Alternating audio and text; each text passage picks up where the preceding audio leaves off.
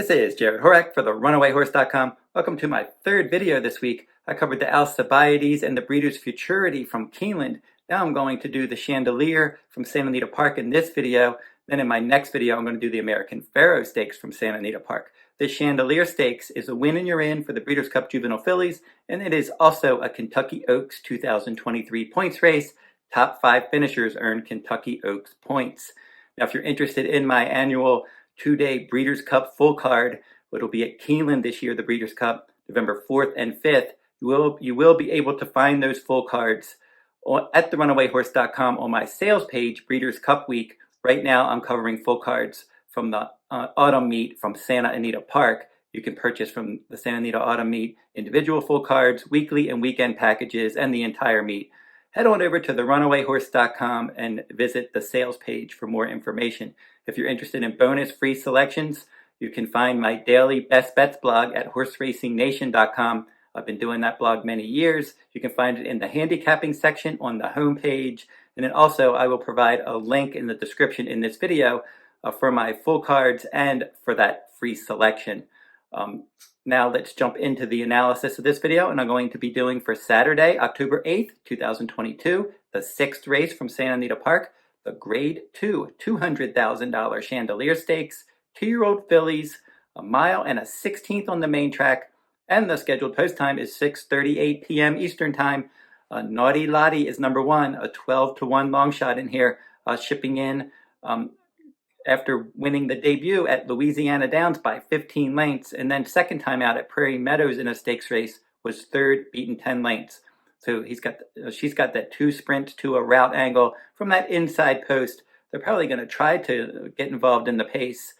They paid $17,000 for this one. She's already earned $21,000, so she's earned more than her purchase price already after 2 races in her career.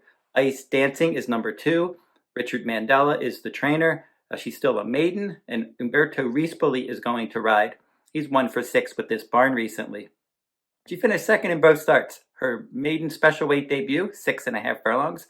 She rallied to finish third, and Tell Me No Lies was the winner there. And then second time out in the Grade 1 Del Mar debutante, and Tell Me No Lies won that one. Home Cooking was second. Ice Dancing ended up finishing third. She was well clear of the rest. So now she's going to stretch out in distance. Richard Mandella has good stats with horses trying a route of ground for the first time, and also 2 sprints to a route. That's a good angle for him as well. So look for her to sit from off the pace and try to get involved in the stretch. She's a daughter of Frosted, and Henny Hughes is the dam sire. Number 3, Home Cooking. She's run 3 times for trainer Bob Baffert. This one's a daughter of Honor Code.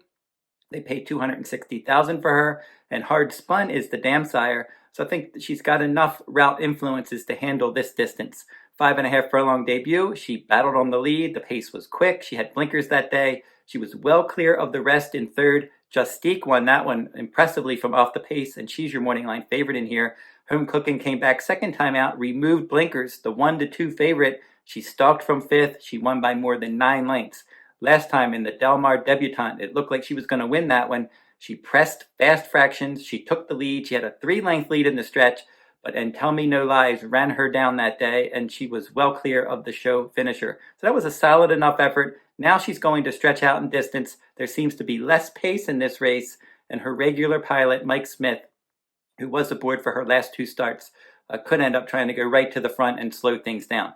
Number 4, Huntingcoco is another Bob Baffert trainee. Practical Joke is the sire. Maria's Mon the dam sire. They paid $200,000 for this filly, and she looked really good in her debut. 5.5 furlongs at Del Mar. She stalked from second. She took over. She won by almost 7 lengths, and now she's going to stretch out in her second career start. First route for Bob Baffert. Very good angles. Obviously, he's really good with graded stakes horses and with his maiden winners, trying winners for the first time. Edwin Maldonado will ride. She should be forwardly placed. And Tell Me No Lies is 3-1 morning line, and she's number 5. And she's a daughter of Arrogate, and she was 4th in her debut, but then they added blinkers second time out, and she pressed the pace, and she won by a neck and earned a much better speed figure, defeating Ice Dancing, who's in this race second time out. And then the Del Mar debutante last time, she was 9-1. I made her my value top choice, and in that 7 furlong race, she ran down Home Cooking in the stretch and got the job done at a nice price. So now she's going to stretch out in distance for Peter Miller, and she'll probably end up stalking the pace under Ramon Vasquez. Number 6, Uncontrollable. She's 12-1. Juan Hernandez is going to ride for trainer Mike McCarthy, and Hernandez was aboard for her debut win in the Calbred ranks. That was on July 22nd, where she rallied from 8th in a 10-horse field to win going away by 2 lengths. Second time out, the Generous Portion Stakes, she rallied from off the pace. She was clearly second best. So now she's going to be tackling open company in here, and she will try to get involved late. Number 7, Justique. She is your 2-1 morning line favorite, and she was excellent in her debut.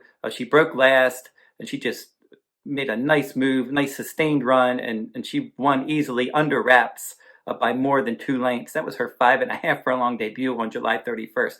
She hasn't run since then.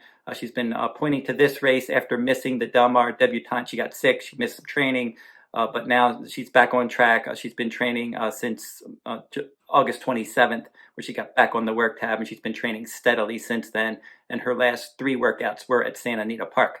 She is a $725,000 daughter of Justify, and Bernardini is the dam sire. She's got the pedigree to go on for trainer John Sheriff's. Victor Espinoza was aboard in the debut. He's going to ride back, and she could easily get the job done here if she can run a bit faster and if she can overcome what seems to be possibly a lack of pace in this race. So Justique certainly a solid contender, but we'll go and give out the top 4 now. And I'll give And Tell Me No Lies as my 4th choice here.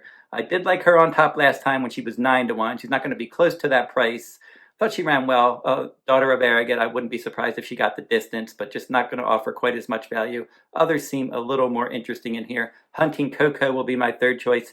Excellent debut at 5.5 furlongs. We've seen Baffert just stretch these horses out after those impressive maiden wins, and they do well. Wouldn't be surprised at all if she was around at the finish.